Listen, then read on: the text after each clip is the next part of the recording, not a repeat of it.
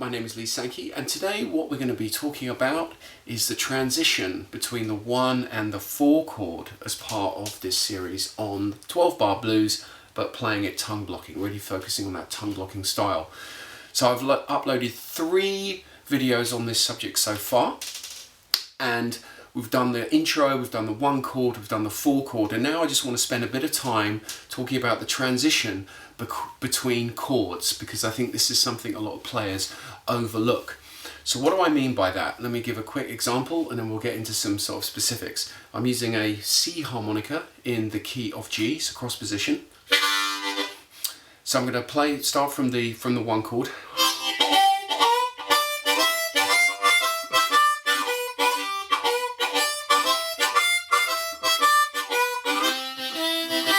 So the specific moment I'm talking about is the draw 3 to blow 1.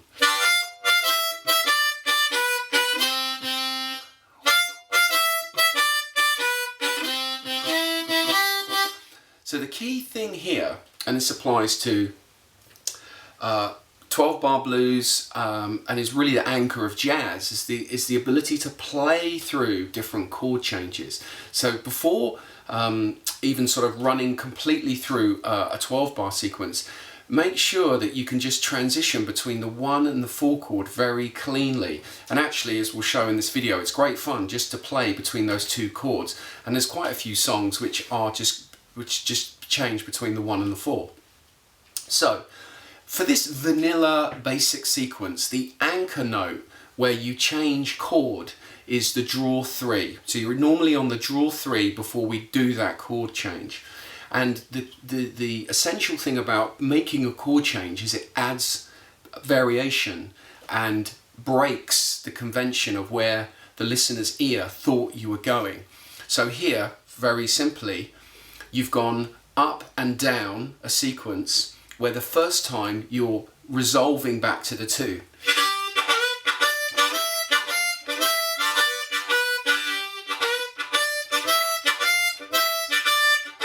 So there, the ear is expecting you to go to the draw 2, but we don't in a 12-bar, we go to the 4 chord, and it's that breaking that convention, accentuating that, which is what adds interest to the listener. So you're looking to be really anchoring and precise on that draw 3, blow 1 transition in this case.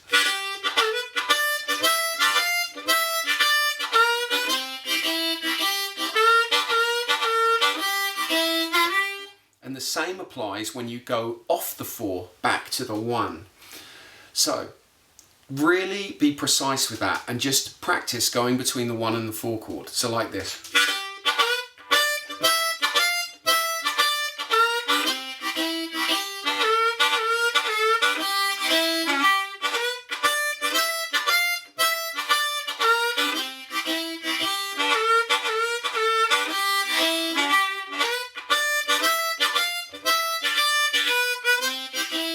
Okay, so on and so on. So you're really comfortable just going between those 2.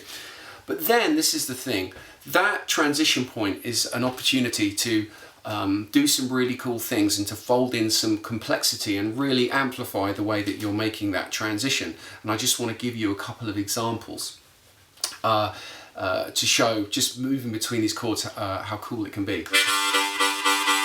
So very basically, if you're playing the progression where you're playing 2 notes at a time,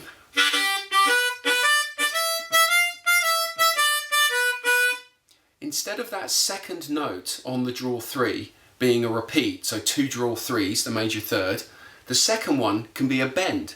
So you can go to the minor third, half a step, draw 3 semitone, or a full step bend before going down to the blow 1. So it sounds like this.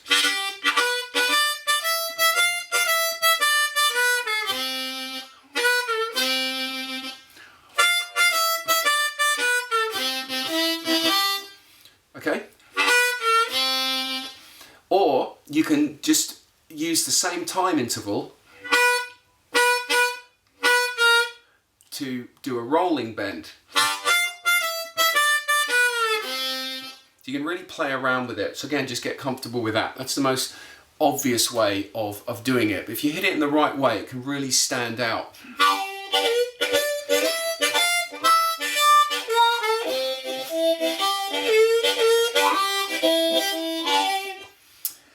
Next one, I used a riff in the last and the video before that, which is this. Now we can adapt this one to do a transition down to the 4 chord. So we can go.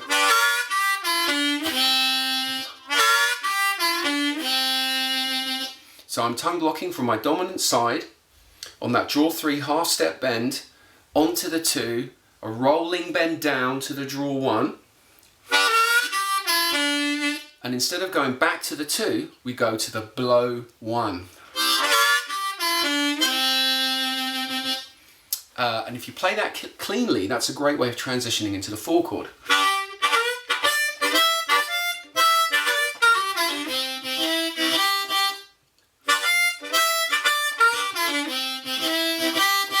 Okay. Another cool little thing you can do is this.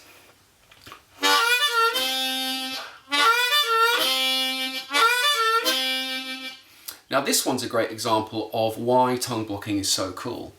What you're doing here is you're going draw 3, draw 4, draw 3. So you've got that tongue block. But then you can jump to the blow 1.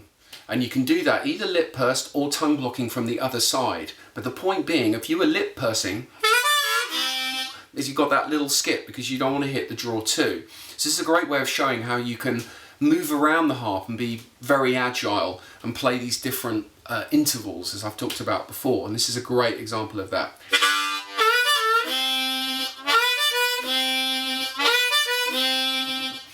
Now the other thing you can do is very Kim Wilson, is to put a bit of relish on that second draw 3, either bending it up or bending it down, up to you. This is where you bring your own kind of expression in.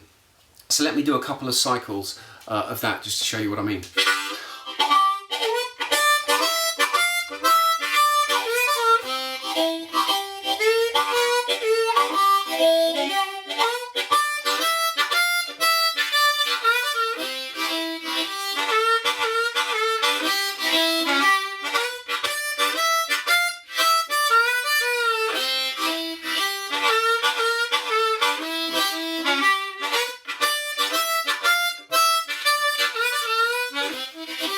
Etc. A bit patchy there. So you get the idea. So really cool little riff there. Another example of one which is starting to get into sort of intermediate advanced level would be to put a little head roll in there and transition to the 1. So it would sound like this.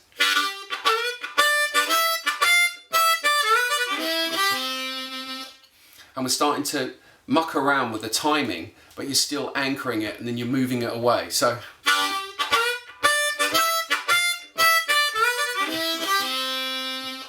what am I doing there?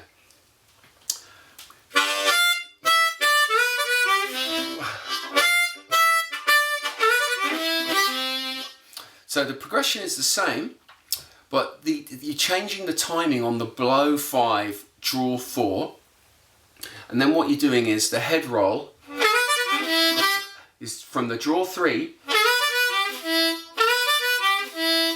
So you're going draw 3, draw 4 to the 2. So draw 3, draw 4, draw 3, draw 2. Blow 2. And then blow 3, which is the same as a draw 2.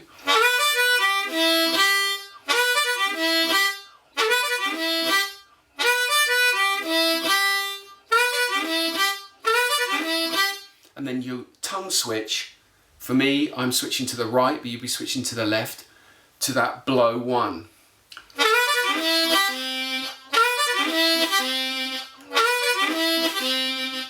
Hope that makes sense. That starting to get into the sort of advanced section, I suppose.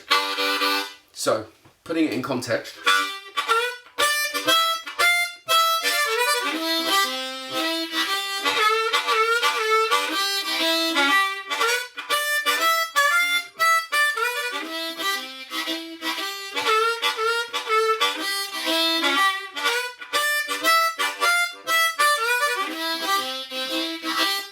that makes sense. Slowing it right down.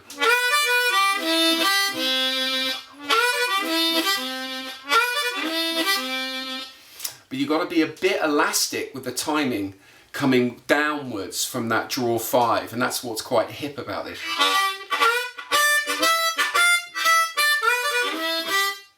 So that transition between the blow 5 and the draw 4, I can't really explain how I'm changing the timing there. I'm sort of going behind the beat, I think, and then doing the head roll from the draw 3. I'm actually pushing the blow 5, actually. No, that was something different. So anyway, practice along to that, hook up with what I'm doing, but the notes are essentially exactly the same. Draw 5, blow 5, draw 4, and then hitting that head roll.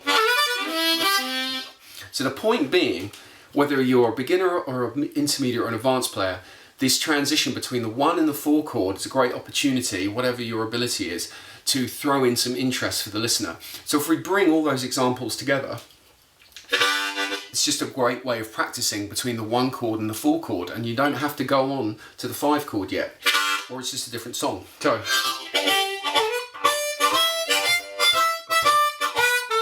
Then we start from the 12 bar.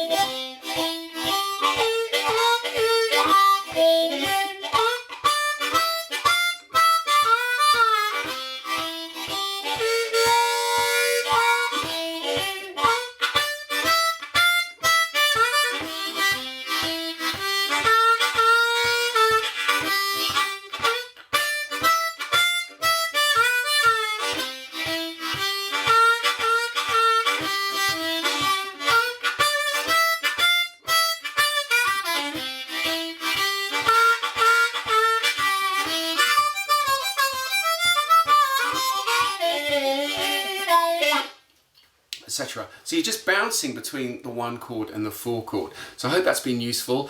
I hope I haven't been waffling on and sort of not making sense. I hope I've said the right whole numbers. And then in the next time, we're going to talk about going from the 1 to the 5 chord. And then we're going to wrap it all up in one last video.